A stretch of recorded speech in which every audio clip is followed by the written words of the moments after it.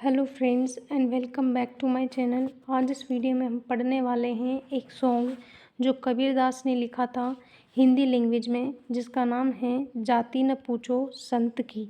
इसको English language में translate किया गया था रविंद्रनाथ टैगोर ने, जो इंग्लिश लैंग्वेज में पोम के फॉर्म में अपन इसे पढ़ते हैं। और इसका इंग्लिश में नाम क्या है? It is needless to ask of a संत to which caste he belongs. ठीक है, ये इसका इंग्लिश में नाम है। तो चलो अपन लाइन बाय लाइन इसको रीड करते हैं। It is needless to ask of a संत the caste which he belongs. It is needless, needless का मतलब क्या है? अनावश्यक, मतलब जो ज़रूरी नहीं है वो चीज़। ठीक है, तो इट इज़ नीडलेस, इसकी ये मतलब क्या है? अनावश्यक है। टू आस्क, पूछना, ऑफ अ संत, एक संत से या साधु से, द कास्ट मतलब जाति, टू विच ही बिलोंग्स, जिससे वो बिलोंग करता है। ठीक है, तो इस लाइन का मीनिंग क्या हुआ कि एक संत से उसकी जाति पूछना क्या है? अनावश्यक है। उससे किसी भी साधु से या किसी भी इंसान से अपनी जाति नहीं पूछनी चाहिए। ये एक अनावश्यक चीज़ है, इसकी कोई ज़रूरत नहीं है। ठीक है, अगर अपन किसी से जाति के बारे में पूछते हैं तो ये अपनी ही मूर्खता है। ठीक है, for the priest, the warrior, the tradesman, all the 36 caste alike are seeking for God. मतलब इसमें क्या है? जो प्रीस्ट हैं, जो पुजारी हैं, जो मंदिर में पूजा करते हैं, वॉरियर हैं, जो लड़ाई करते हैं, ठीक है, मतलब योद्धा जो हैं युद्ध में लड़ाई करते हैं अपने देश को, राज्य को बचाने के लिए। और ट्रेड्समैन जो व्यापारी हैं, एंड ऑल द 36 कास्ट, जितनी भी 36 कास्ट हैं, alike are seeking for God. Seeking मतलब सर्चिंग, सीकिंग का मतलब क्या होता है? सर्चिंग। कि ये सब जो जितने भी लोग हैं, जितनी भी कास्ट हैं दुनिया में, वो सब क्या कर रही हैं? गॉड मतलब ईश्वर भगवान को खोज रही हैं, ढूंढ रही हैं। वो सब ईश्वर को पाना चाहते हैं। आज इस दुनिया में भी हर इंसान ईश्वर को पाना चाहता है। इट इज़ बट फॉली, ये क्या? एक मूर्खता है अपनी। टू आस्क, पूछना, what the caste of a saint may be, कि एक जो कास्ट है एक संत की, वो क्या हो सकती हैं।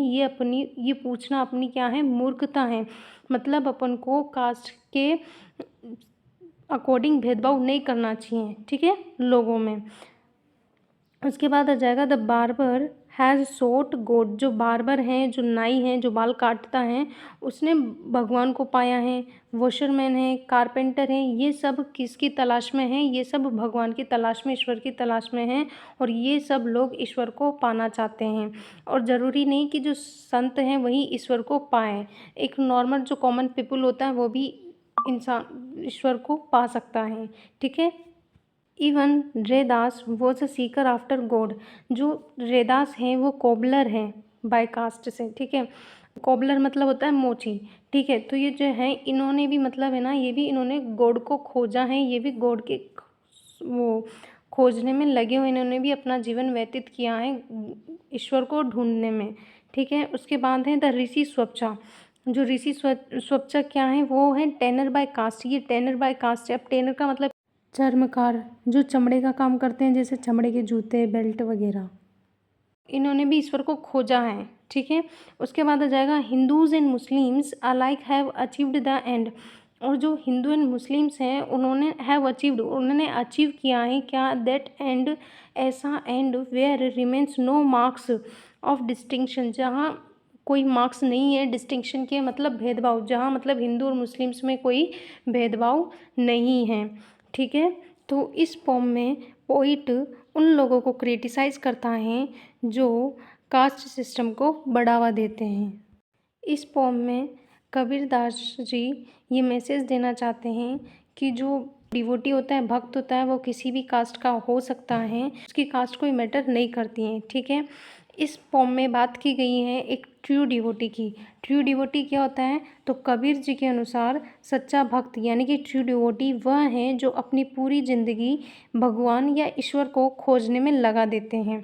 कबीर संत का एग्जाम्पल देते हुए कहते हैं कि जैसे सभी संत ईश्वर को खोजने में लगे रहते हैं, और यह ज़रूरी नहीं कि संत ही ईश्वर को ढूंढे या पा सकें।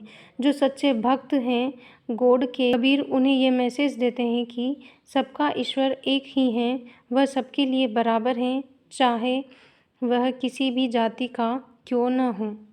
कोई भी गॉड को ढूंढ सकता है या पा सकता है। ईश्वर सबके लिए हैं। आगे कबीर कहते हैं, चाहे हिंदू हो या मुस्लिम, आखिर में ईश्वर को पा ही लेते हैं।